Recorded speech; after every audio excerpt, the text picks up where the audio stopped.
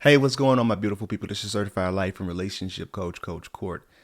In today's video, we're going to talk about whether or not a fearful avoidant will come back from a rebound. And then today, we won't be doing any editing, no fluff. It'll just be you and I like we're sitting down having a coaching section. All right. So, why do fearful avoidants rebound to begin with? I want to talk about that first.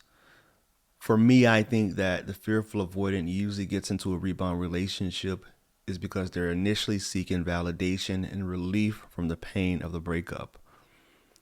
For them, abandonment, it feels unsafe. They don't like to just sit with those feelings for very long. So once they become overwhelmed, they go back to their old, Facebook app, dating apps, or their dating apps in general, or they go out on the prowl looking for someone. If someone hasn't been around, kind of hovering around them to begin with. And I'm not saying all fearful avoidants do this, but it's one of the ways that they get rid of the pain that they feel after a breakup.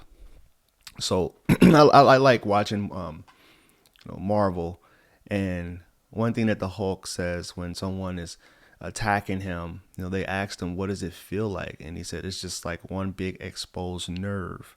I feel everything so intensely." And this is what I know about the fearful avoidant attachment style individuals is they feel everything intensely. So they need something kind of like a painkiller to prevent that pain that they feel.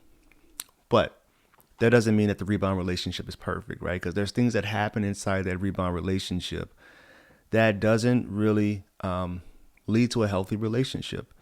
It is exactly what it's called. It's a rebound. What they tend to do is they get into it, they start to idolize that person, and vice versa. The person idolizes them. And then when they start to really feel what it's like to be with that person, I say usually for fearful avoidance, I see this happening for them. They'll feel a certain type of way after like 2 weeks. There could be one thing that drives them nuts, that kind of grinds their gears, and they'll want out of their relationship. I mean, this is after they posted all the hiking videos and pictures and the birthday parties they were at and the concerts with this person. They still get to that point, and it depends on the person, very quickly, that makes them realize, I don't really like this person. This isn't something that I want to pursue forever. I had a guy that just did this recently, and I was coaching him, and he said, I ended up getting her back. He reached out to me, and I said, "Hey, you did exactly what I asked you to do. You held her no contact. You gave her what she wanted right away, and now she's back." And I guess they're getting back into a relationship again. I don't know how healthy it'll be, but they are. So within that relationship, they stop idolizing that person pretty quickly. I've seen it happen as early as recently, 6 days, where the person was like, "I'm just kind of over this person." And they start reaching back out to the person that they broke up with, asking for something back. Can I get my what was the one lady asked for? Can I get my pumps back, or can I get something back? And usually that's when they start to feel like their new relationship isn't something that they want to be in anymore. They don't want to come out and be vulnerable about it and say, "Hey, I made a huge mistake," which I've seen happen for fearful avoidance. "I made a huge mistake. I want to be back with you." This has happened countless amount of times with men that I've worked with. But for the most part, it's going to be something very test the waterish. It'll be them kind of extending the olive branch.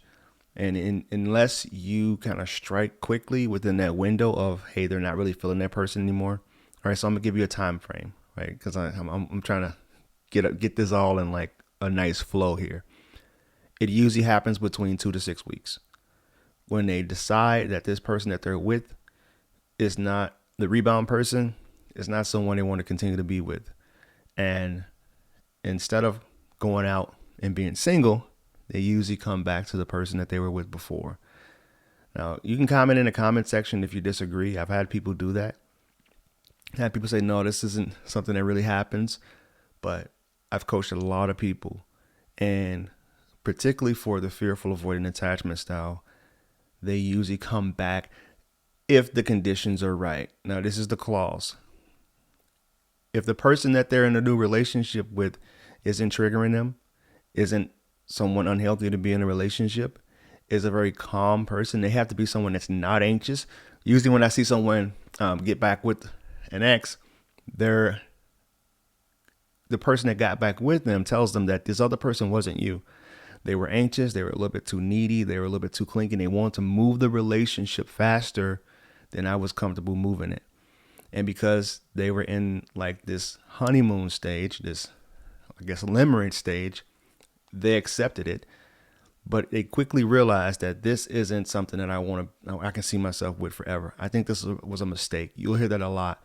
That other relationship was a mistake. And I joke when people, I know I shouldn't joke, but because people have their heart broken, they reach out to me and they say, these are the things that happen in that relationship. And I say, you have to look at where they were at when they met you. When they met you and you came into their life, they were just getting over someone. And I hate to break it to you, you might have been that rebound. Because as much as they said about that person was so horrible, they neglected me, they were just not a good person I want to be with. They didn't want to have kids. They wouldn't marry me. We're together for 7 years. And then you're like, wow, okay, this person sounds like they're really over their ex. Great. Like, I want to be with someone. But then 2-3 months down the line, they end up seeing that, they got back with their ex-girlfriend, their ex-boyfriend, ex-girlfriend. And that usually is either the anxious attacher or the fearful avoidant. But more times than not, I see the fearful avoidant come back quicker. There's something about anxious attachers, people who are anxious preoccupied. They will stick in a new relationship because they know, they're pretty loyal people. I don't want to put so many blanket statements out there, but I'm just, we're having a session here. I'm just being honest.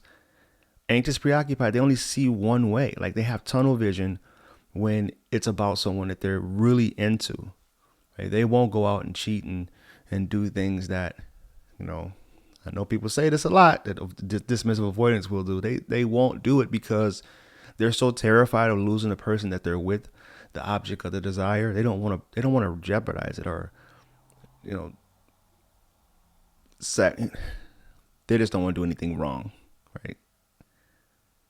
So if you found this video of any value, hope the timeline helped, hope everything makes sense to you guys.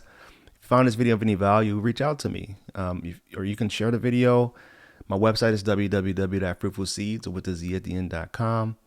My other social media accounts, which I do reply on TikTok, I am Coach Court.